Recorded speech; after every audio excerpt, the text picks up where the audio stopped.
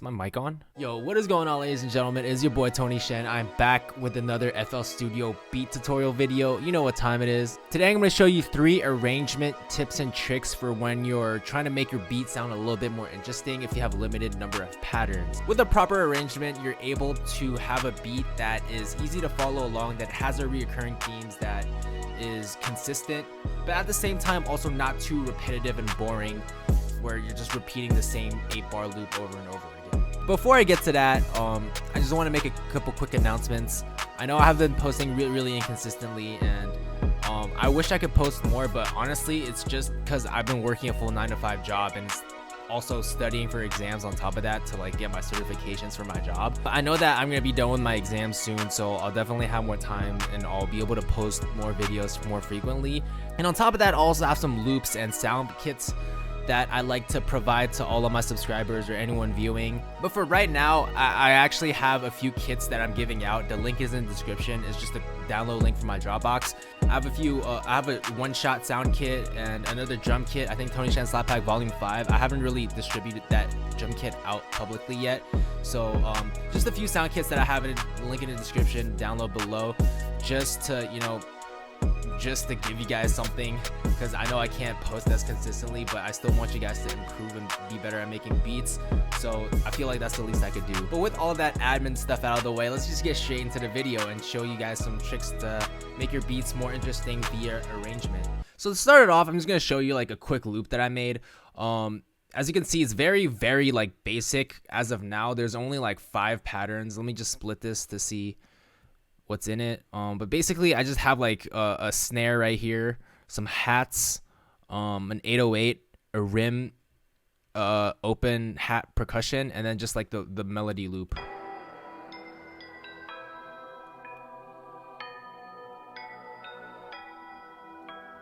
So just like 6 patterns in total, you know, with the drums and everything.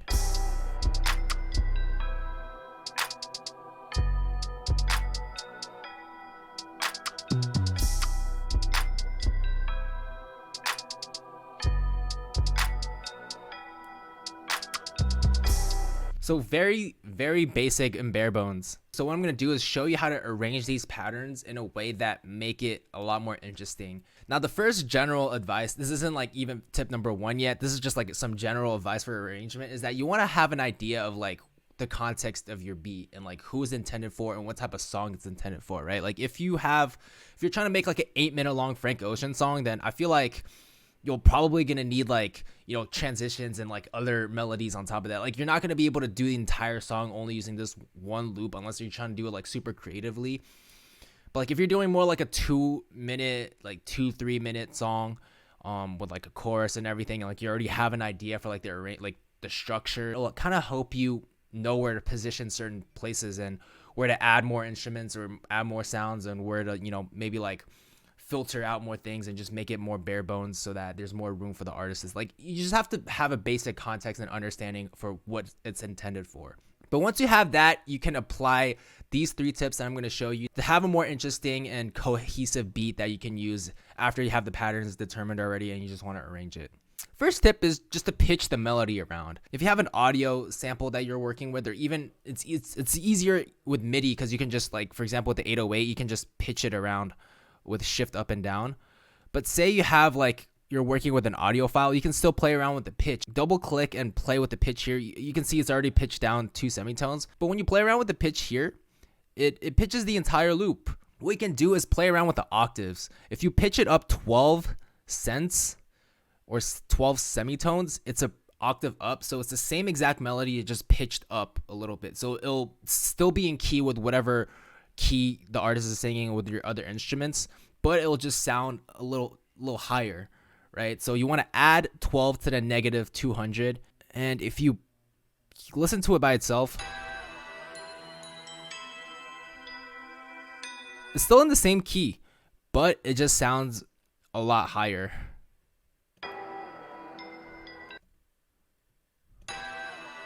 And if you play it with the other instruments, and especially if you listen to the 808,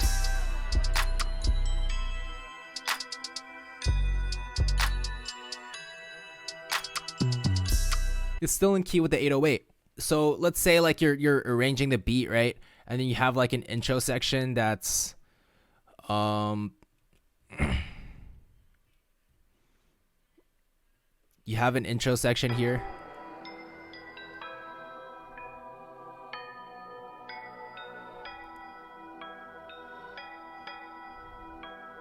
Maybe for like you have like a hook, maybe it's just this.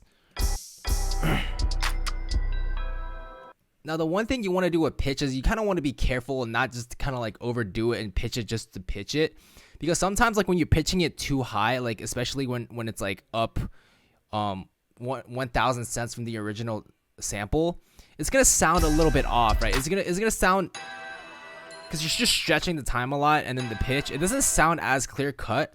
So what you can do with the pitch is actually layer on top of your original sample. So what you want to do in this case is like go back to your original pitch here, right? Like this is like the base layer melody that you're gonna add on top of. So instead of just pitching it up individually and playing it by itself, what you can do is use that pitch up and layer on top of this bass melody, and then EQ certain things, and then cut out certain frequencies that don't clash, and then change like the width of it, so it sounds like you're adding another layer on top of it. Even though you're using the same exact melody, you're just adding another layer and then having achieved like a different width and purpose with the beat. So let me just show you how you can do that. So let's copy this and then make this unique so that it's its own sample, and then we can route it to the mixer, right? So right now the first sample is routed here. Let's just route it to track 2, and then we can pitch this up 1,200 cents, or so, you know, it was at negative 200 before, plus 1,200, so that's 1,000. Basic math. And then if you play these on top of each other, obviously it sounds kind of overwhelming right now because we didn't really process the second melody, but what we want to do is make sure it doesn't clash with the first melody, right? So when you have this pitch thing going on, just make sure you're EQing so that the melody, the frequencies don't clash.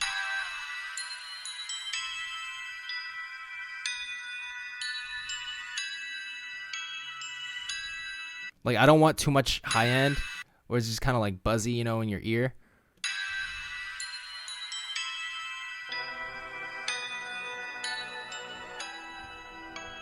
And what you can do is also just add some delay or make it a little bit more wide, so it's not sitting at the same like stereo width as your first melody, so it just sounds like wider and it occupies different spaces when you're listening. So you can add like a fruity delay here. I like the ping pong delay, so it bounces from one ear to the other ear and it just sounds more wide.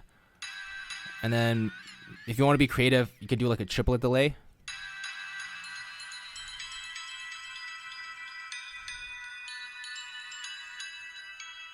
The wet knob, turn it down a little bit, so and add some reverb.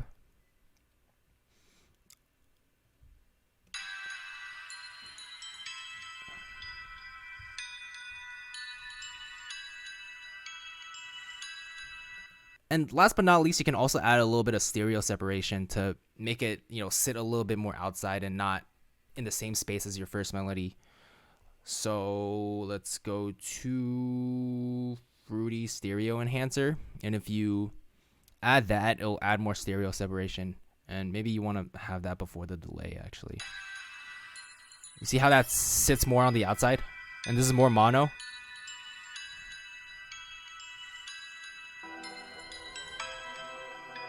So now you have those two melodies sitting on top of each other, and it sounds more coherent together, but it's like a very subtle difference.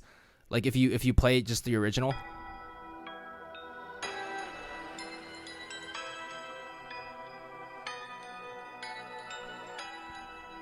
So you're layering it two together, and then, you know, you could do some cool effects with that.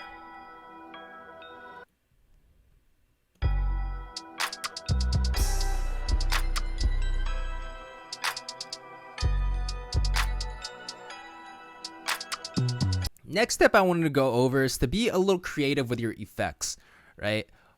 You have a lot of like stock FL Studio preset like effects that you could use to make certain parts of your beat a lot more interesting, and it helps if you kind of know how to automate it. And like for some certain sections you might make it sound like super underwater, or some sections you might want to sound, you know, like really spaced out and reverb, like an ASAP Rocky type thing, or you might want like one section where it sounds like the music's coming out of a telephone. So just different ways that you can like play around and make your beat sound very interesting while still having the same melodic and rhythmic elements throughout your entire beat.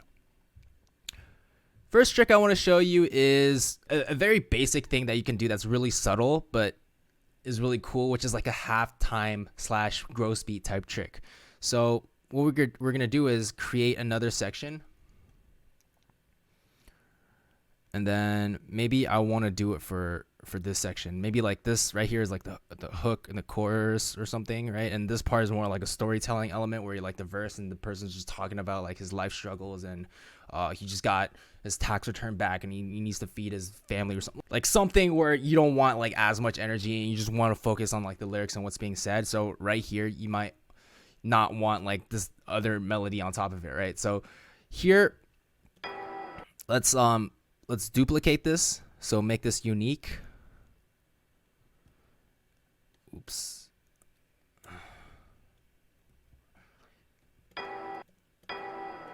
Let's route this to a different track. So let's route this here.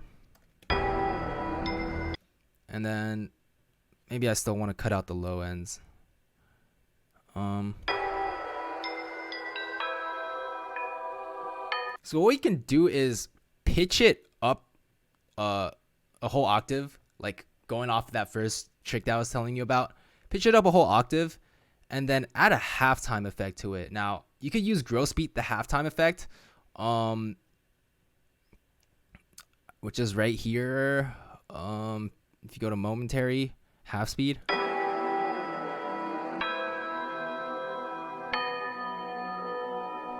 so it's still in the same pitch because the gross beat, like when you halftime it pitches it down an octave. So because you pitched it up an octave before, when you apply the gross beat, it'll still be in the same octave as your original loop.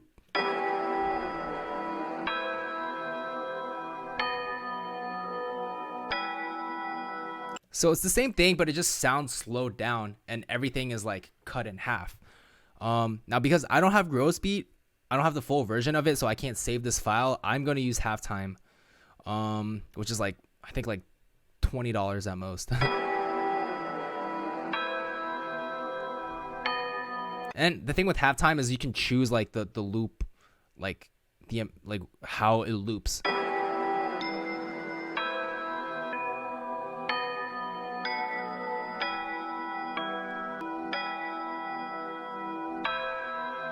I like the bar actually. Yeah.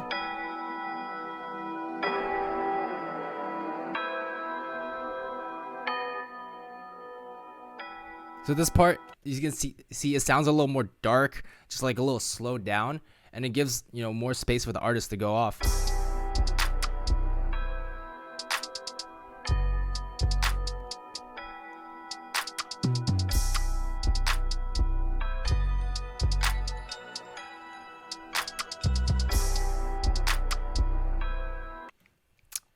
Another cool effect you can do for like intros is for intro specifically is the telephone effect and just reverb automation. So let's say for the very beginning, right? You want to sound like it's coming out of a telephone, like a telephone effect. If you open up an EQ and you right click on presets, there is an old telephone preset. Whoa, I bet you didn't know that. But also maybe you wanted to sound even crazier and you wanted to sound like you're in like, I don't know, like a really like spaced out place and there's like a lot of echo, right? What you can do is add a reverb on top of that.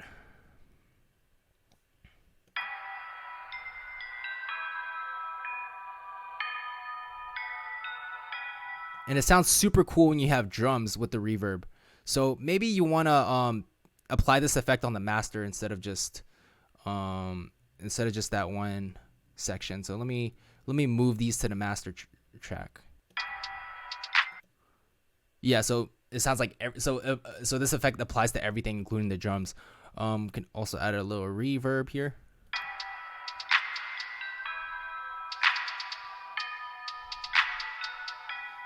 And what you can do is automate this. So you can automate the mix level. So when the mix level is at 0, this effect just doesn't really do anything.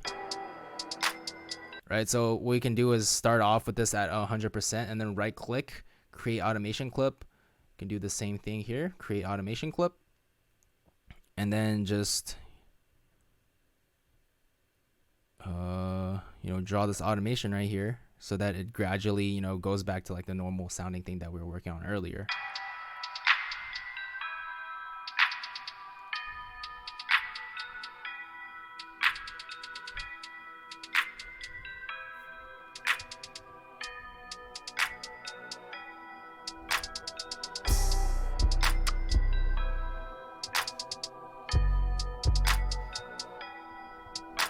Okay, last effect I want to show you is the underwater OVO effect. So let's say you're on the second part of this like verse right here, right?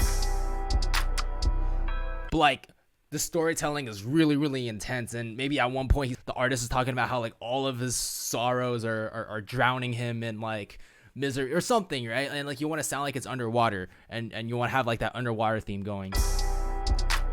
So isolate this. There's this cool underwater effect that you can use on a FL Studio stock plugin. If you go to Fruity Love Filter and you right click, I think it's the simple triangle low pass. Sounds like you're underwater now. So what we can do is the same thing that we were doing, just create an automation clip.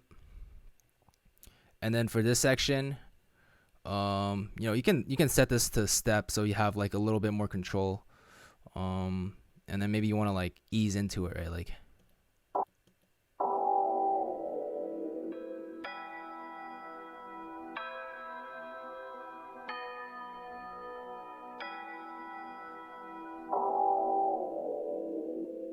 and then it gradually opens up.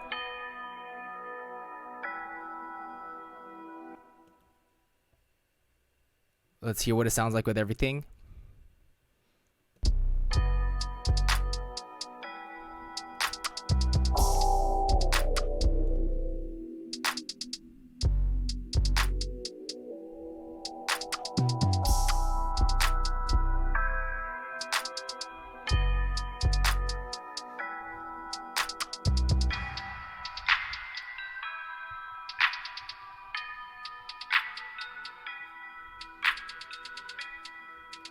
Okay, that was tip number 2, is just be more experimental with effects. Like try automating it, try playing around with different effects, and try to just think of like a story and a reason behind why you're applying the effects. Last but not least, I just want to talk about like the arrangement of the drums, because with the rhythmic element, there's a lot of things you could do to create more tension and more excitement. And it literally, like, you're not adding any more drums. Sometimes it's about like taking drums out or having drums play at different times. One thing I like to do is, cut out the last bar of your drums at certain times to create more tension. So like right here, you have a pause right here.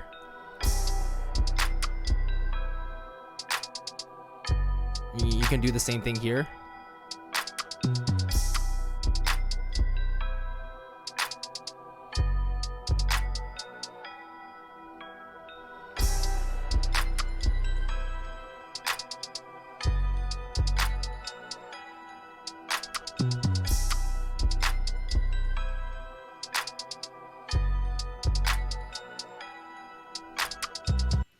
And then, like the same way we chopped up our drums and like cut out certain sections, you can also chop the drums with the melody. So maybe here you want to have like a cool stutter effect, right?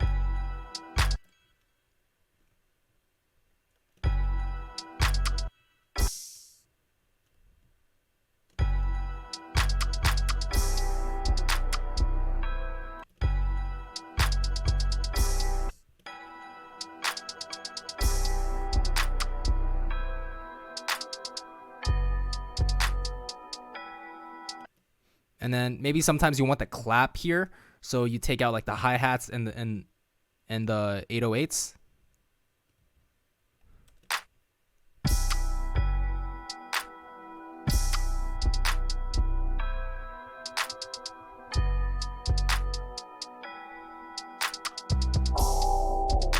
And sometimes you don't want like you just want your 808 And then like in this part right here where it's like seems like it's underwater, like the clap and the hi-hat kind of have like a lot of high end, right? So you don't really want that in this section maybe. So maybe just not have it in these 4 bars.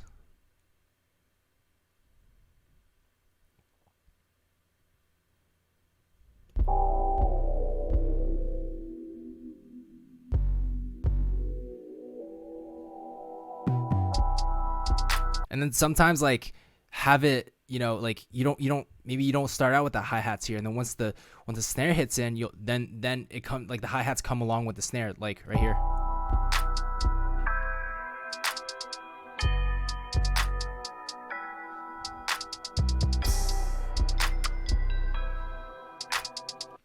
Kind of like the same idea, but we're doing it with the melody. So right here, boom.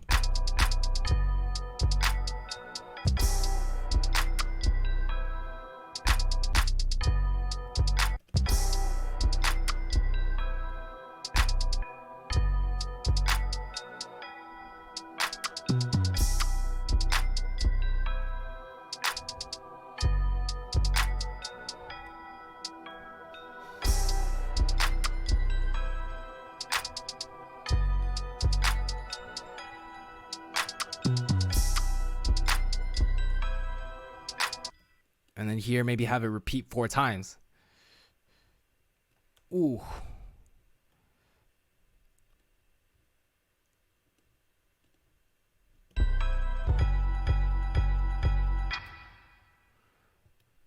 And then maybe have like an end, like an outro. And then kind of apply like the same, maybe have like an outro right here. And we could, you know, bring the telephone effect back in.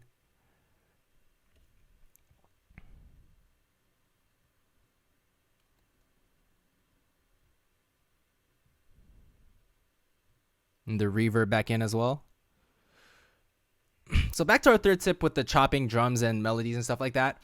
I feel like conceptually it's pretty easy to understand like why we're doing it, because you have space. It gives you more anticipation, and in turns makes your beat more unpredictable and exciting. But I think like it's harder for me to just explain like the different ways you can chop it, because there's just infinite combinations of ways you can chop different like instruments, like your snares or like your 808s and stuff like that. There's like infinite possibilities you could do. I think the best way for you to kind of like master this trick is to just try more variations yourself, and then find out what you prefer. And you know, your own way is like, the way I do it is completely different from the way other people do it. But I think having that element of unpredictability and just chopping and cutting out certain parts of your drums or your melodies will make your beat a lot more interesting. And as you can see here, I feel like not one single 8-bar section is the same as the other section. Not a single 8-bar section is the same as the 8-bar section, but like they're all different. Even though we only started out with 5 patterns. So what I'm going to do is just play the whole beat over from start to end. And, you know, if you just listen, like it's interesting throughout, and it's not too repetitive, but still consistent.